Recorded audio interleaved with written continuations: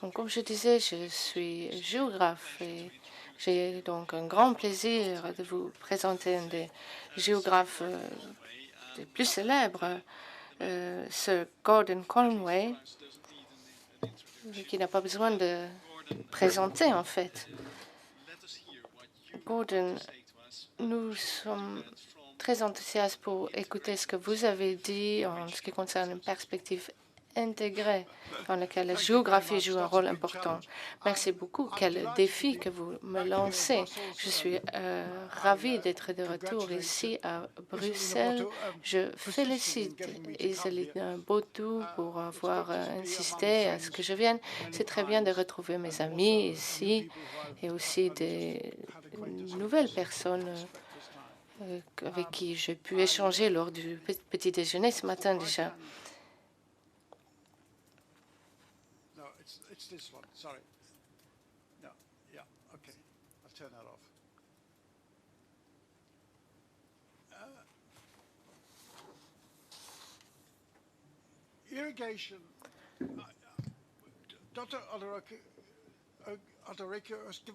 Le docteur Dodorico nous a donné une grande perspective de toutes l'interaction entre la terre, l'eau et l'énergie.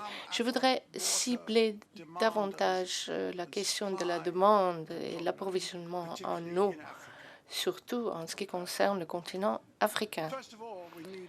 Tout d'abord, nous devons comprendre que l'irrigation est encore très limitée en Afrique. Les forts rendements dépendent de l'irrigation en Afrique. En fait, il existe de grandes quantités d'eau qui doivent être utilisées à bon escient. Nous pouvons les utiliser à petite ou grande échelle. Il faut adapter cette utilisation selon les cas. Il faut avoir une pratique intelligente et il faut utiliser l'eau de manière durable avec résilience. Et c'est ce dont le docteur Dodorico a fait référence en ce qui concerne l'agriculture durable. Alors, comme je disais, l'Afrique ne manque pas d'eau. Nous ne voyons pas vraiment très près, mais voilà toutes les ressources d'eau, les fleuves, le Nil, le fleuve le Popo, le fleuve Congo, bien évidemment, qui contiennent une grande quantité d'eau. Au Congo, il pleut 360 jours par an. Mais la pratique de l'irrigation est très limitée. Regardons cette carte. Vous voyez juste le Congo. On a très peu d'irrigation. Il y a un petit peu d'irrigation dans le nord, au bord du Nil, dans le Soudan et un peu ailleurs, mais nous sommes seulement à 6% des terres arables irriguées et 4% en ce qui concerne l'Afrique subsaharienne. Nous savons également que le changement climatique aura des conséquences graves pour la production agricole en Afrique. Et vous voyez les chiffres à l'écran, les estimations de baisse de rendement à cause du changement climatique. Donc, nous avons besoin de plus d'eau en Afrique pour maintenir la situation. Et d'autant plus si nous voulons augmenter la production. Mais les bénéfices de l'irrigation sont de taille. Il n'y a pas d'incertitude. Nous savons que la productivité augmente grâce à l'irrigation. Tout le monde sait, si on arrose les plantes, même les jardiniers le dimanche ici à Bruxelles savent que l'eau permet aux plantes de croître. Sinon, elles meurent. Nous savons tous cela. Et l'eau est aussi importante pour l'autonomisation des femmes. Si nous n'avons pas accès facile à l'eau, les femmes doivent faire ce travail, cette vraie corvée pour chercher l'eau. Mais nous savons aussi que l'homme peut exploiter l'eau. Récemment, lors d'une visite au Sénégal, vers le nord du fleuve qui passe entre le Sénégal et la Mauritanie, aujourd'hui utilisé pour l'agriculture à grande échelle, j'ai rendu visite à une coopérative de femmes. Et les femmes étaient toutes sur place. Elles ont fait marcher une machine qu'elles louaient, qui produisait du riz. Et elles ont pris le riz pour le mettre dans des sacs. Elles ont emprunté une image sur le sac, la femme qui est à la tête de cette coopérative. Et ces riz s'appelaient donc le riz mère. Et après, les sacs de riz ont été chargés dans les camions qui ont été acheminés dans un quartier très particulier à Dakar. Et ce qui m'a frappé, c'est que le Sénégal est autosuffisant en riz à la hauteur de 80%. Avant, le pays importait beaucoup de riz de l'Inde et ailleurs. Et après, on a parlé du risque climatique en matière d'irrigation. Mais nous devons surtout parler de la création d'emplois. Ces coopératives créent un grand nombre d'emplois. Et il y a un grand potentiel pour augmenter l'emploi dans le domaine agricole grâce à l'irrigation. Et nous ne devons pas oublier cela. Voici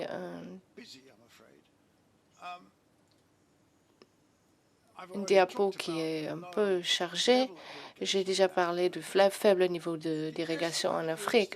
On estime que nous pouvons monter à 38 000 hectares de 7,7 hectares actuels de l'irrigation.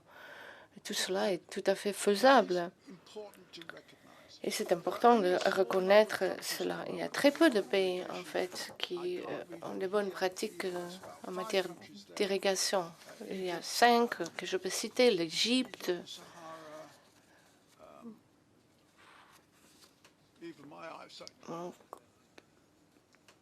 l'Afrique du Sud, le Maroc, l'Algérie, si vous arrivez à lire sur l'écran. Donc, ce sont les seuls pays qui ont de l'irrigation en place, et le reste de l'Afrique peut leur emboîter le pas.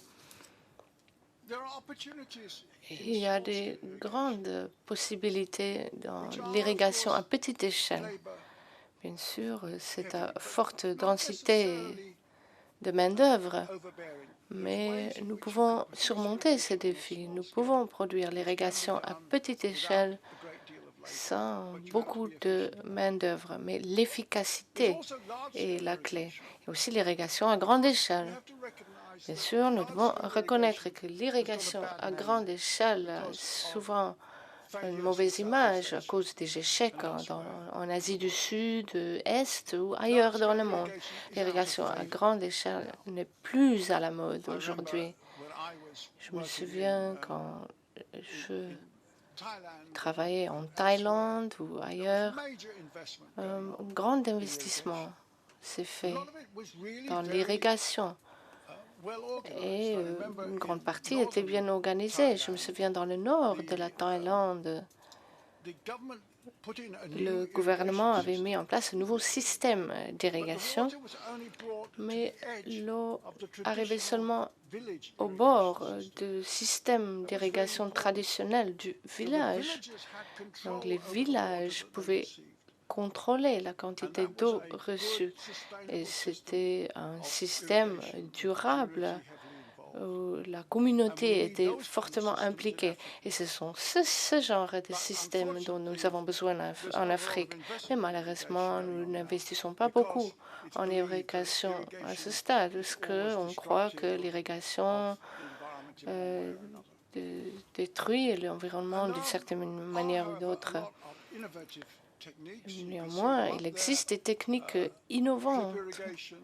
Nous avons plusieurs types d'irrigation avec des ginklers très sophistiqués. Je ne sais même pas en quoi consiste toute cette technique. On doit peut-être m'expliquer davantage.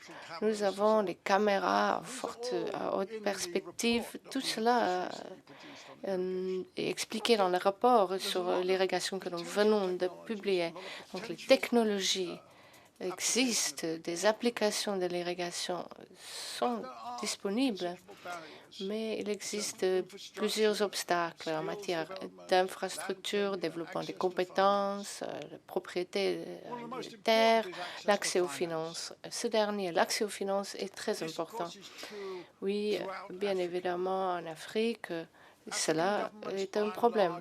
Les gouvernements africains, dans l'ensemble, ne sont pas très forts en la matière. La situation s'est améliorée.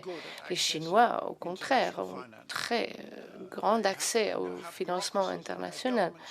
Il y a des agents dans le gouvernement qui savent comment faire les propositions et accéder aux finances. Mais en Afrique du Sud, c'est toujours très difficile. Une manière d'obtenir l'argent passe par les partenariats publics-privés.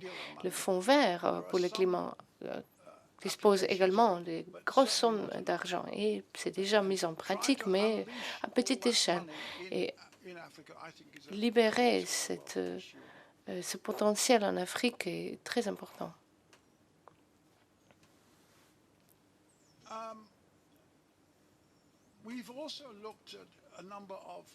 Nous avons également examiné plusieurs bons exemples d'irrigation en Afrique. Si je peux citer à titre d'exemple 7-8 pays dans notre rapport, il y a l'irrigation à petite échelle qui a réussi au Niger grâce au développement dans la stratégie de développement accéléré. Il est donc important que les pays disposent des stratégies de développement. Mais ce que je veux faire passer comme message, c'est surtout ce qui se passe en Éthiopie. Vous vous rappellerez que dans un rapport précédent sur la nutrition, nous avons révélé une chose intéressante. Et pour l'anecdote, je peux vous dire qu'on était en train de travailler à Berlin. Alice Calabatter était de l'autre côté de la salle et je lui ai dit, Agnès, vous avez 40% d'enfants en défaut de croissance. Qu'est-ce que vous en faites? Il m'a dit, mais ce n'est pas vrai. Ce n'est que 22% et nous travaillons là-dessus. Et je lui ai demandé, mais qu'est-ce que vous faites? Elle a dit, nous travaillons avec des ministères du gouvernement pour qu'on travaille ensemble d'une manière qui rend compte directement au président de Rwanda. Et voilà comment nous avons apporté le changement au Rwanda. Et ce système a été répliqué dans d'autres pays. Il en va de même pour la question d'eau. Ici, nous avons l'agence de transformation agricole qui est basée en Éthiopie, fondée il y a 5, 10 ans déjà. Je me souviens quand cela a été mis en place. C'est une agence cruciale qui réunit les ministères des Finances, de l'Environnement, de l'Agriculture, de l'eau, l'irrigation et l'électricité. Et l'agence de transformation est présidée par le Premier ministre. Voilà ce qui change la donne. Si nous avons tout simplement des comités conjoints et personne qui est vraiment haut placé, responsable, les choses ne changent pas. Et c'est un des enseignements que nous avons tirés de ce sujet. On peut être des technocrates, mais ce qui change, in fine, et l'aspect de l'organisation. Et voici un bon exemple d'innovation au niveau institutionnel. Nous avons parlé de toute une série de stratégies d'irrigation intelligentes. Elles ont bien évidemment besoin de financement. Et ici, le dernier diapo, je voudrais juste mettre en exergue du panel Malabo-Montpellier qui existe depuis 5 ans. J'ai mis en place un panel Montpellier il y a 10 ans intitulé Montpellier parce que nous nous sommes rencontrés à Montpellier tout simplement. Et j'adore la ville, si je peux le dire. Nous avons mis en place un panel ou un groupe dont l'objectif est de convaincre les bailleurs de fonds en Europe pour mieux soutenir l'agriculture en Afrique. Et c'est pourquoi je me tourne souvent vers l'Union européenne, un grand bailleur de fonds. Et nous parlons aussi à d'autres bailleurs. Et ensuite, cela est devenu le panel Malabo-Montpellier pour avoir une cible sur l'Afrique. Nous avons un président du Sénégal, Jürgen van Braun, un autre, et les membres du panel sont presque tous africains, à quelques exceptions près. Et l'objectif est réellement de convaincre les gouvernements africains à mieux soutenir l'agriculture. Nous pouvons le faire si les autres ministères ou gouvernements soutiennent l'irrigation. Nous avons un rapport sur l'irrigation disponible en copie des exemplaires à l'extérieur, mais vous pouvez les télécharger. Vous avez l'adresse sur l'écran. Et le dernier rapport de la semaine dernière s'appelle Bite by Bite, qui parle du sujet de l'irrigation et votre rapport sur la numérisation. Je n'ai pas d'exemplaire avec moi, mais vous pouvez aussi télécharger cet exemplaire. Je vous remercie.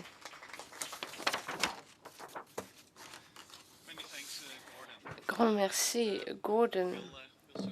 Et nous allons nous pencher sur votre rapport encore une fois et voir comment nous pouvons mettre en œuvre les recommandations au niveau de la Commission européenne.